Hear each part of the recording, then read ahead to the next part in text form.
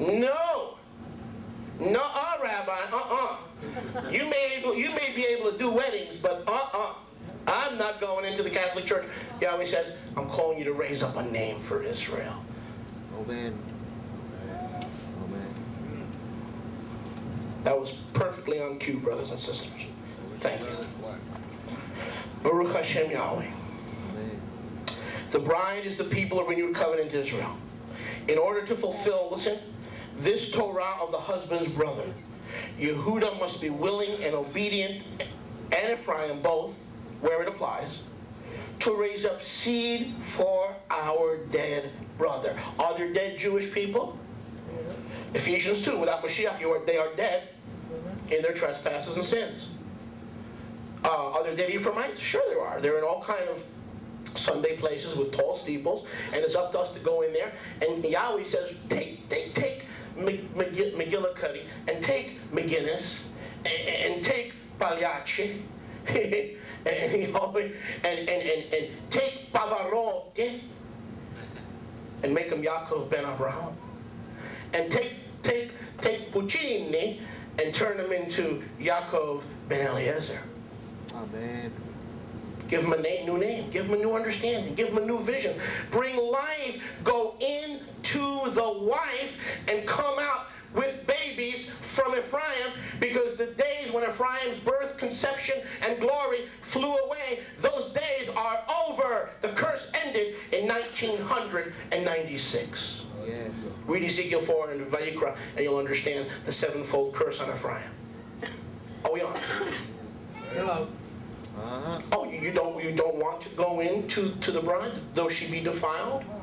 You don't want to go into your brother's bride? No problem. No conception, no birth, no identity. And Yahweh says, you see, I had a plan. I really did have a plan. But because you had your own plan, I'll put you in a house. You didn't want to be part of the house where I take the dirty and get them cleaned up. I take the unrighteous and get them righteous. And I make all Israel, no Jews, no Gentiles, no Baptists, no Methodists. All are Israel. For as many as walk according to this rule, peace be upon them, the Israel of Yahweh. Somebody. Come on. You didn't want to do it my way. You wanted to build your own house. Yahweh says, no problem. Now you're in the house of the removed sandal.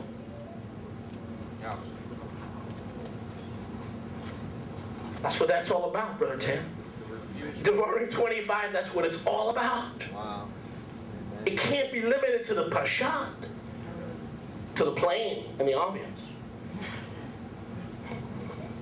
In order to fulfill Torah, we must raise up seed for our brother, both Yehuda and Ephraim. We must be willing to teach the saved who are in the bride of Yeshua that they are not yet who Yahweh wants them to be. They may be saved by the blood of Yeshua, but they are not Yisrael. And the whole purpose of Devarim 25 is to raise up families, names, houses, tribes, permanency. For what Yahweh does, He does forever. Amen, amen, amen. Our calling is superior to the calling of Jew and Gentile becoming one in Messiah. Our calling is to build up permanence that no man can shake, that no wind can shake, that no doctrine can shake, that no demon can shake, because soon everything that can be shaken will be shaken. Every religion, every program, every work of man. And you and I in this last days, we need to find others, brothers and sisters, who are willing to go into their brother's wife. No matter how yucky that may appear, no matter how intimidating, no matter what they're going to say behind your back, like, have you heard about Roberta? Who? You mean the elder? You mean the elder at Rabbi Moshe's congregation? Yeah. Yeah, he's going to church. Shh. Don't gossip. Shh. Don't do Lashon Hara. He's going to church. Is he? Or is he just going to tell the people that he's there with the message of good news to bring them into the kingdom and to raise up a permanent name for them? Not to stay there, not to worship there, to go fishing there. Turn to your neighbor and say, you need to start going fishing. And you fishermen, I know you do all your fishing in a nice, clean, neatly cut pond, right? There's no algae, there's no weeds, there's nothing to get in the way of your bait. All your fishing is done nice and clean, right? Wrong. You get a little bit messed up in your line and in your bait and in your hook, and it's like sometimes you think you're pulling out your brother, raising up seed for your brother, and all you got is an overgrown algae. Algae, algae, algae, algae, algae, algae. Aunt and chocolate, be quiet. You think you're going, yeah, you think you're going for Israel, you're going in there, going to pods, you know, and then you're just coming up, you know, and then you're just coming out with a whole bunch of algae. But when you get back in there and you retool and rebait and the whole thing, and you pull out a live marlin. See, down here we've got a thing for marlins. Okay, we are the Florida Marlins because we love that team and we just love that nickname in the fish, which is why they call them the Marlins. That makes sense. We must be willing to go into that which to us may appear to be unseemly, even in the natural. Is not this an unseemly ordinance, even in the natural? Have sex with my brother's wife? Now, in the world, ooh, my brother's dead, you know, but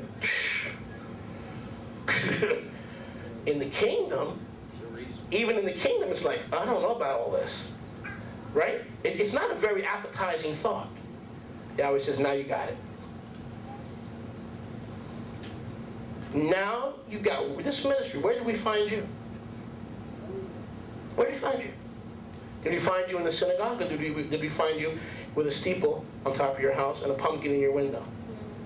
Huh? When we called you, when Yahweh came calling for you through your arms to Israel 6 years ago, where did we find you? Want to pray about that too?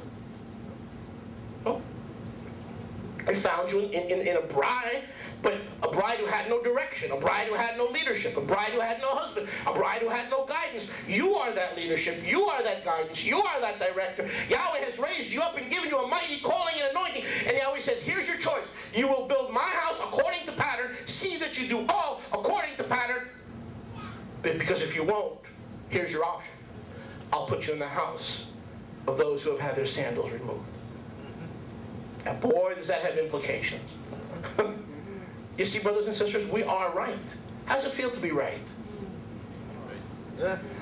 Because we are building, we are not going to the elders and to the rabbi and to the internet ministry and saying, we will not build up the house of our brother. We're not doing that. We're saying, yes, Father, Hineni, here am I. Send me somebody. Right. Hineni, here am I. Yeah. Send me.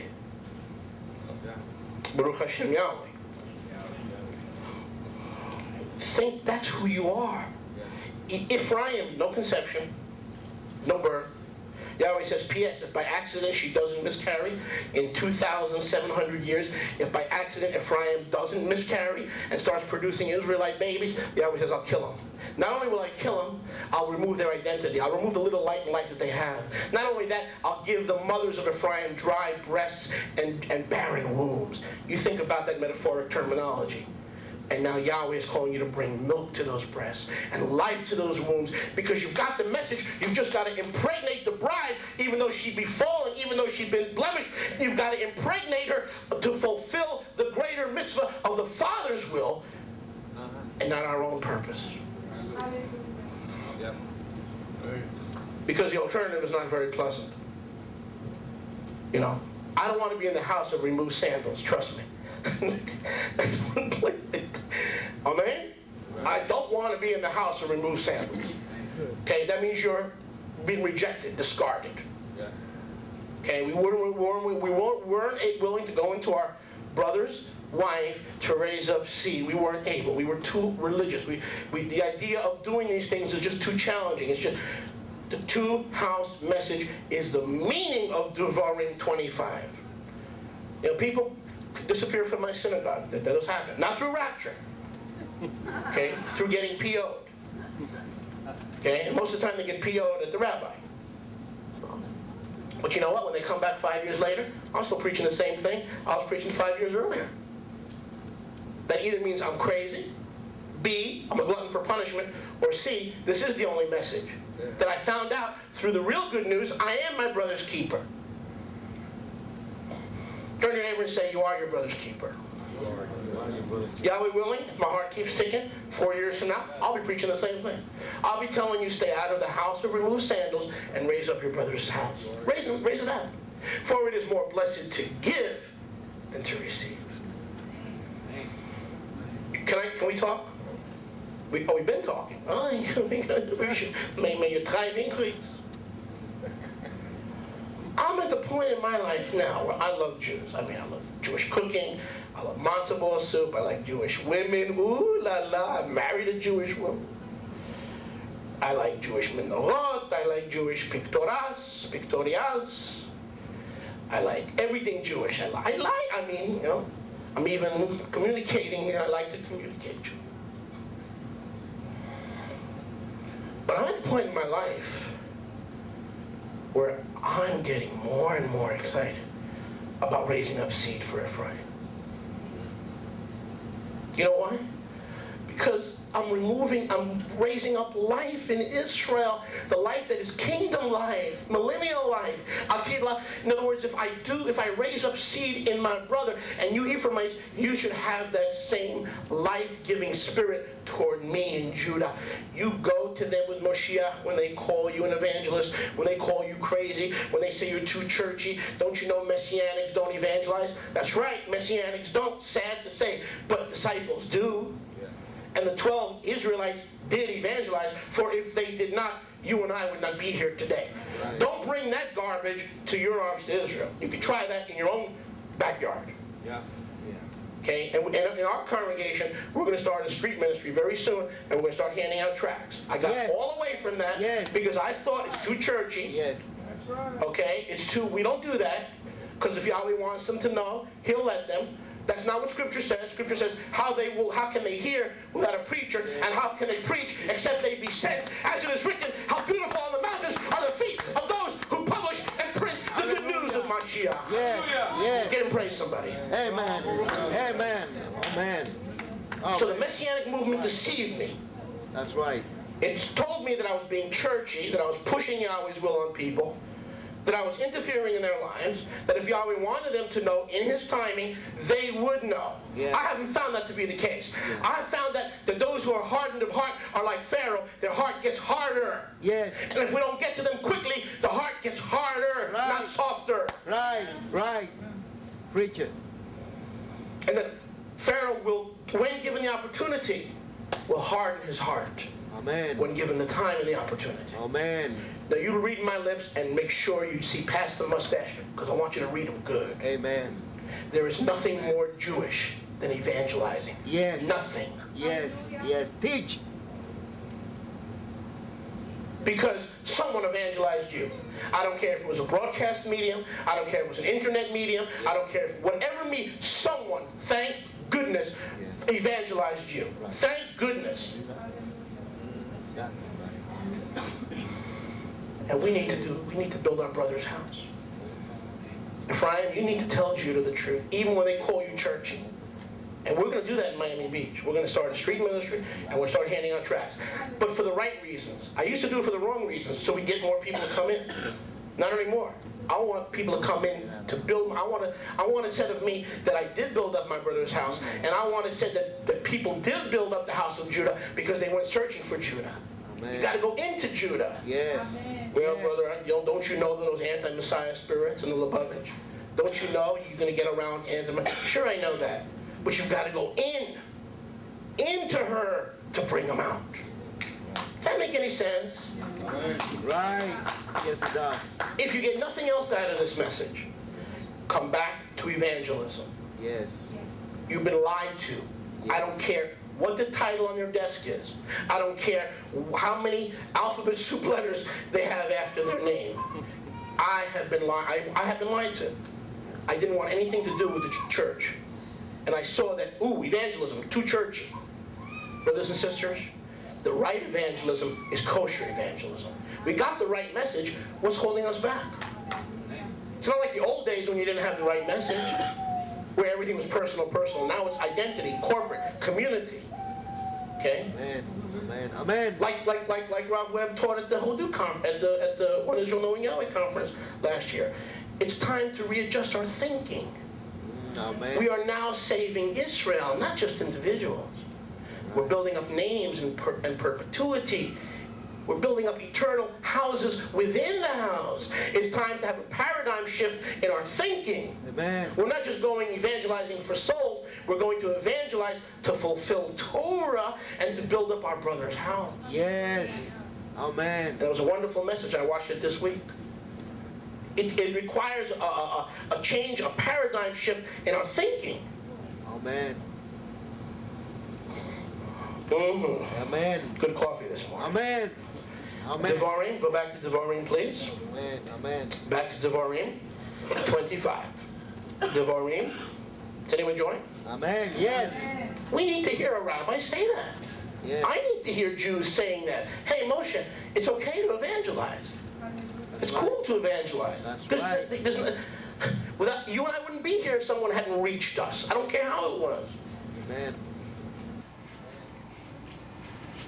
I mean, we're talking, confess your faults one to another that you might be what? Healed? Can I confess one of my faults? One of the ways I got saved was through Jimmy Swagger Ministries. Yes, that one. The one that pulled down his pants. That one. What a strange father. A Jewish boy from New York gets saved through Jimmy Swaggart. Swaggart! Swaggart! But he sowed seeds, and I prayed the sin. Yeah, I really prayed the sinner's prayer, and that was a part of the process. Hello? So now I say, thanks, Jimmy. P.S. Please keep your pants on. No! No. Now I got to go back to his house and see if I could build up Israelite seed and bring them to join me in Israel. Amen. Amen. He went into my house. Now I've got to go into his house. Amen. Amen.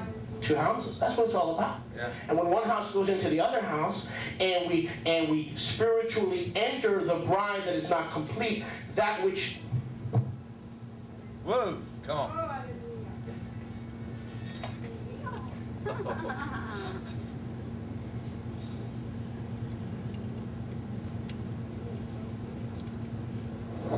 That which is lacking in them is made complete by our arrival in us and through us. What that house is lacking, we've got. What we're missing, they've got. Yes. Did you figure this thing out yet? Yes. Here's your fire. Yes. Yes. Grace. Grace. Yes. Grace. Yeah, but you're eating pig. Grace. Leave me alone. Grace. Yes. Grace. Grace. Yes. Judah. Jesus, don't need Jesus, have Torah, don't need Jesus, have Torah, no need Jesus, no need Jesus, have Torah, have Torah, I have Torah, you got Torah, she got Torah, everybody got Torah.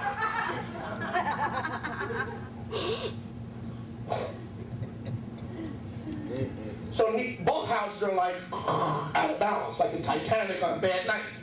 Not as if the Titanic had any good nights.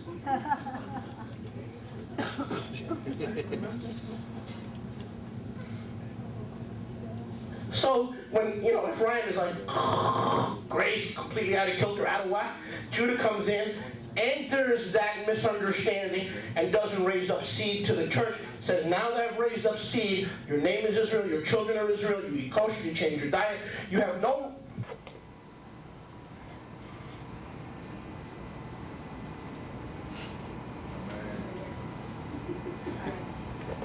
You have no right to demand someone change their beliefs until you're willing to enter their house and spend time with them. Amen. And get intimate with them. Amen. Amen. You have no right. You and I have no right. Amen. Stop that. Okay, have I earned that person's trust? Have I earned that person's friendship? Have I spent time with? Have they spent? What? Yahweh says, enter the part of the bride that is dead, and bring life to it. Hallelujah. Devarim 5:5, 25:5. And we'll go quickly. I want to make some points. Verse 5. When brothers dwell together. Hello? When brothers dwell together. You missed that. You're only going to act on what I'm sharing today with the two-house truth when you realize how good, Tehillim 133:1, how good and pleasant it is for brothers to dwell together in unity. When you dwell together and your brother is dead in an area, you won't be scared to go into that bride and pull out life. When brothers dwell together. Hello? We got to dwell together to know what areas of life we need to bring to each other.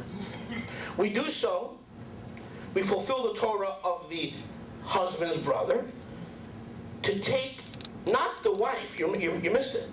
We are not interested in the sex part, and we're not interested in the wife herself, but to perform the duty of the brother. And the duty of the brother is so that the brothers dwell together in love, forgiveness, and unity. We're not doing it because we want to add another woman to our stable in Israel. We're doing it to bring life and honor to the name, the purpose, and the calling of our brother. Ephraim's got a purpose. Judah's got a purpose. And Yahweh is waiting for that purpose to be manifested in these last days, so that Ephraim can say grace and Torah, and Judah can say grace and Torah, and both things are equally balanced in our lives, through our lives, and in Yeshua.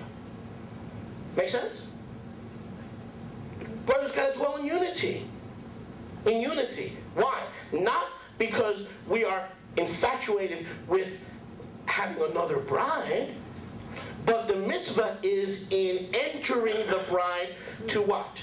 So that the name of Israel, look at the end of verse 6, so that the name of Israel, Deuteronomy 25:6, will not be blotted out.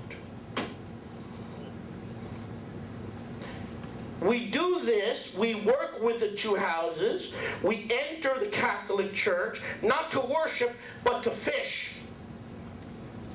Amen. Ephraim, you enter the Lubavitch synagogue not to take classes from the rabbi to convert. Yahweh forbid. You enter to pull out one or two and develop a relationship with them and raise up the name of Israel, and so that not all they who are Israel, because those who are born again and physical, they are Israel. Amen. Amen. Does any of this make sense? Amen. Yes. Yes, it does. Amen.